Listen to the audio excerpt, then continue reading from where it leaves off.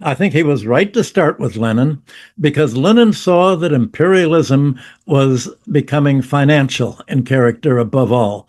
And this was already already before the inter-allied debts and the emergence of the United States and its dollar is the overwhelming dominating factor over Europe in the wake of World War II that enabled it to World War I that enabled it to emerge from World War II by dictating what the world's economic structure was going to be. Well, Lenin anticipated that it would be private finance capital that was going to lead to future wars, that they were going to be fighting over financial issues.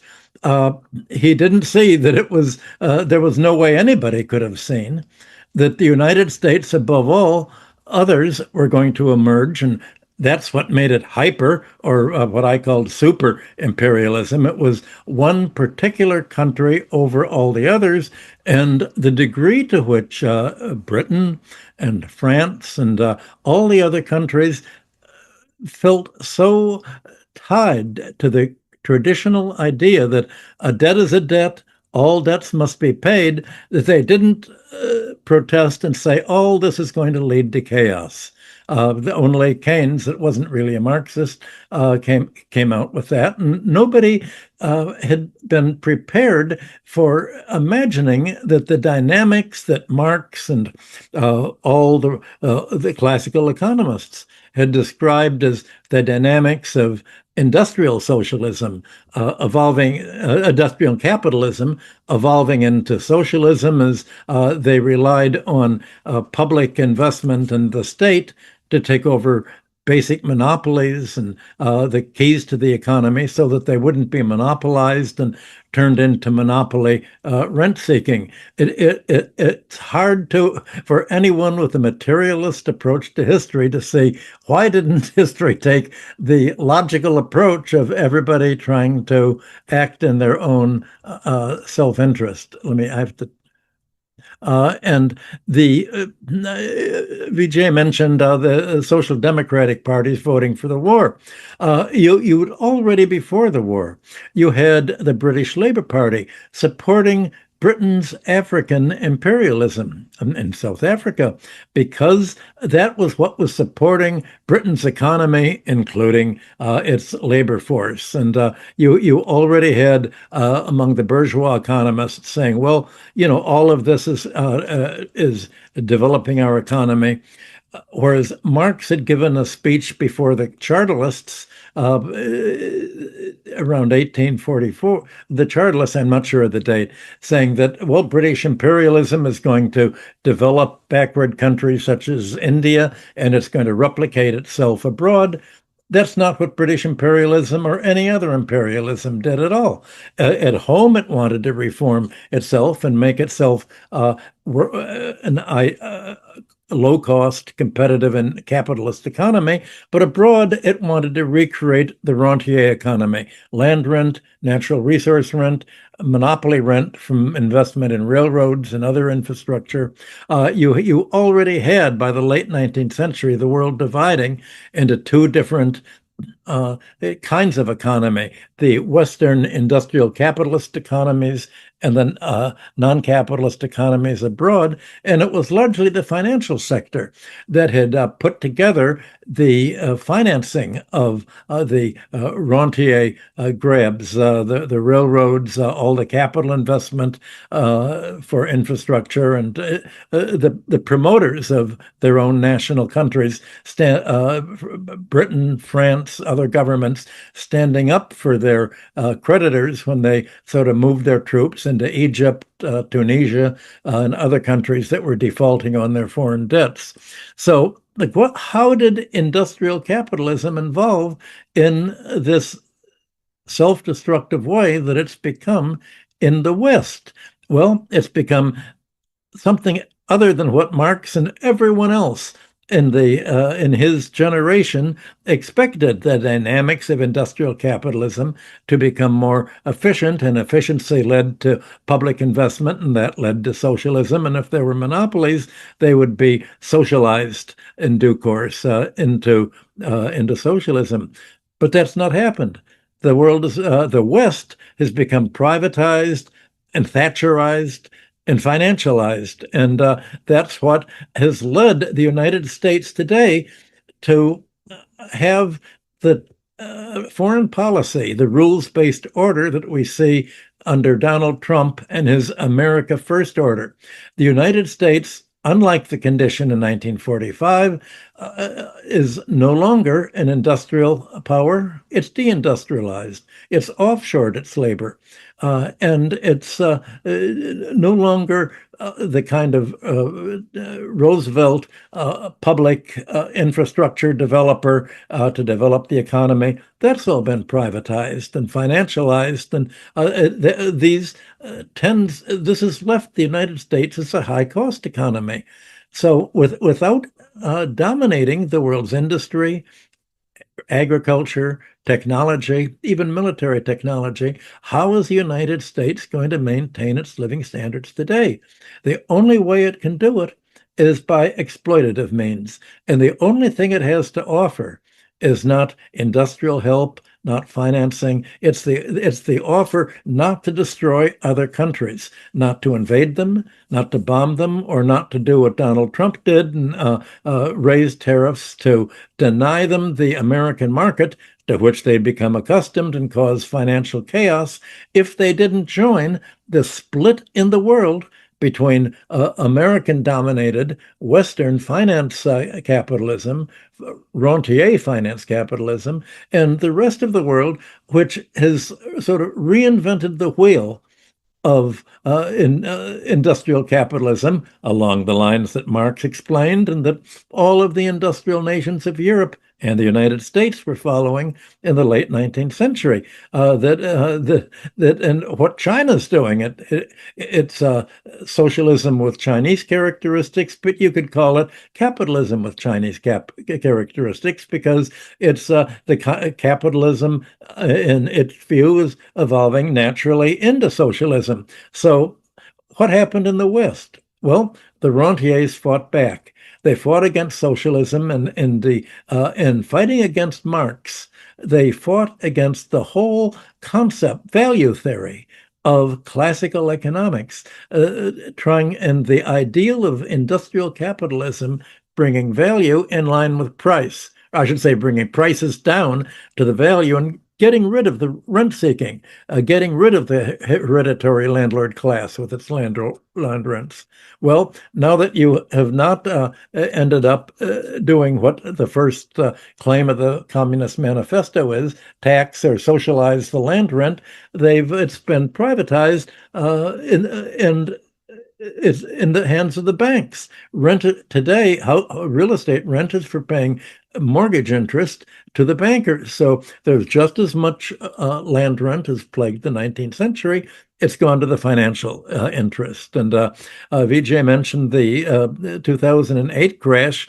That was part of the result of this financialization of real estate with the massive fraud that went with it, the over-indebtedness of the real estate sector, seeking wealth financially instead of by industrial capital formation. And so that's what has left the United States foreign policy was something entirely that nobody could have anticipated. The foreign policy of a country that basically has very little to offer and is purely predatory on other countries, with the ability of the United States to completely absorb the old European colonialisms and imperialism into itself. But in a way that is so self-destructive that it's driving the world apart, that it, by imposing the trade sanctions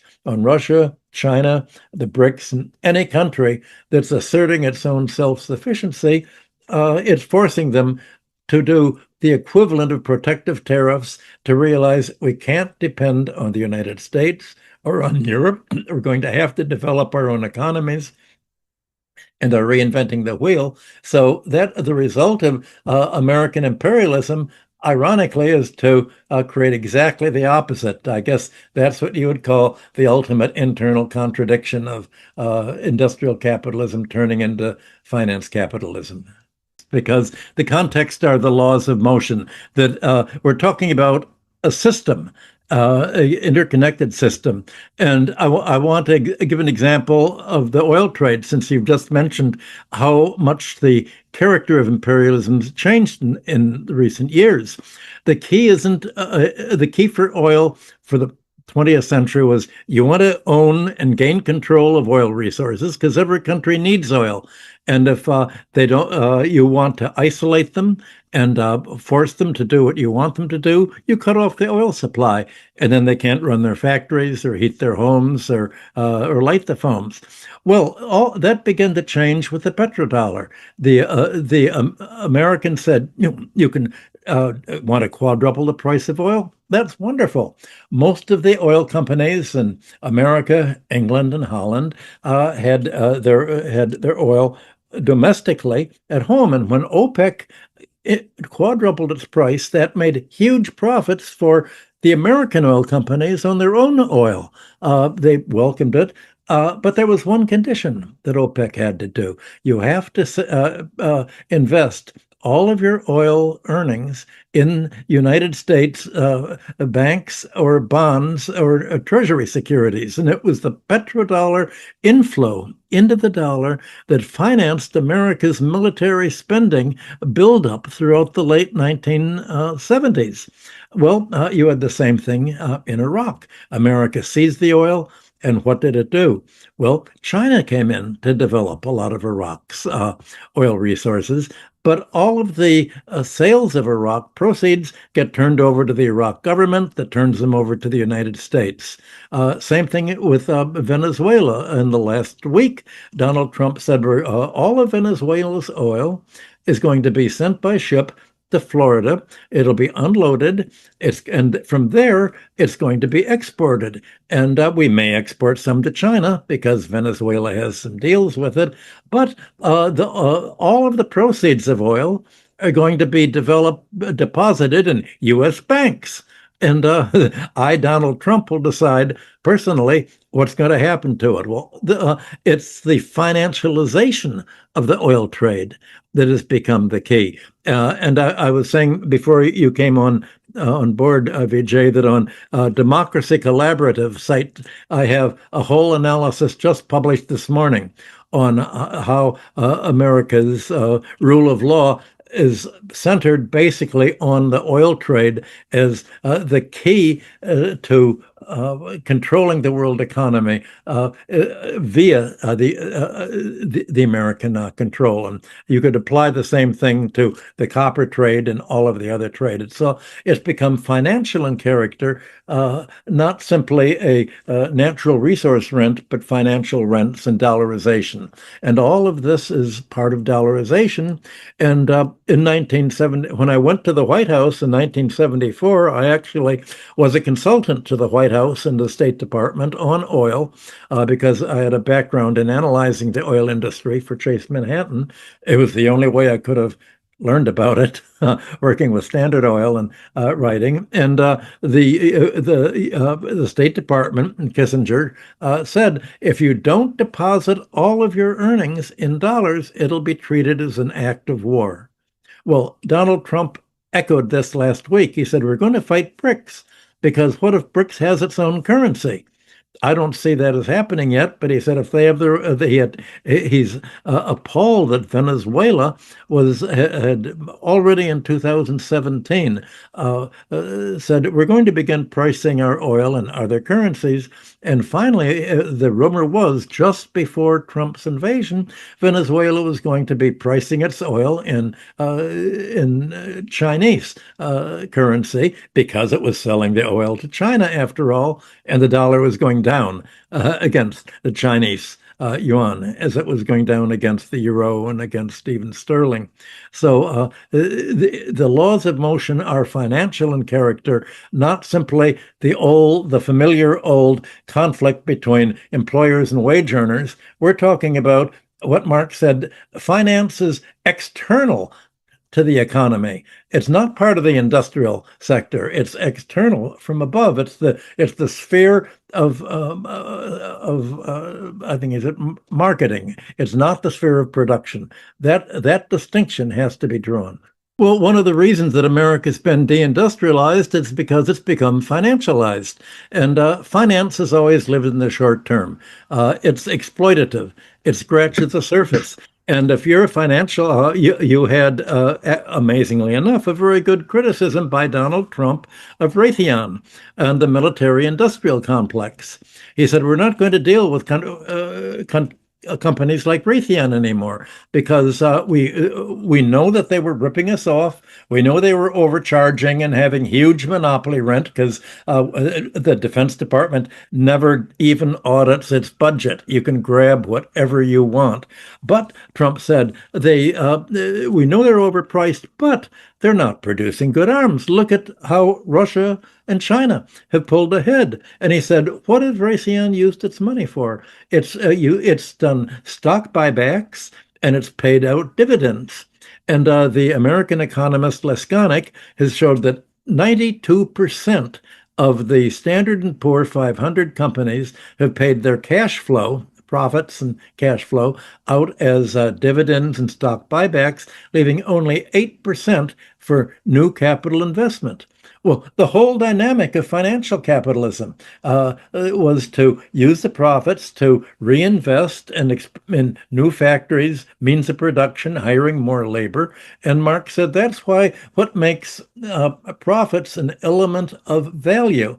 The industrial capitalist, unlike the landlord, unlike the usurious banker, it plays a productive role in mobilizing industry, organizing supply chains, organizing markets, and then using the profits to expand in new factories. And this is what makes industrial capitalism so expansive, leading ultimately to monopolies. Well, that's not the case anymore. That the industrial companies today, not only Raytheon, but the entire sector, uses its money to create fortunes, wealth, financially, not industrially, not by tangible capital formation, not by increasing the means of production, but financial claims on the economy and its means of production.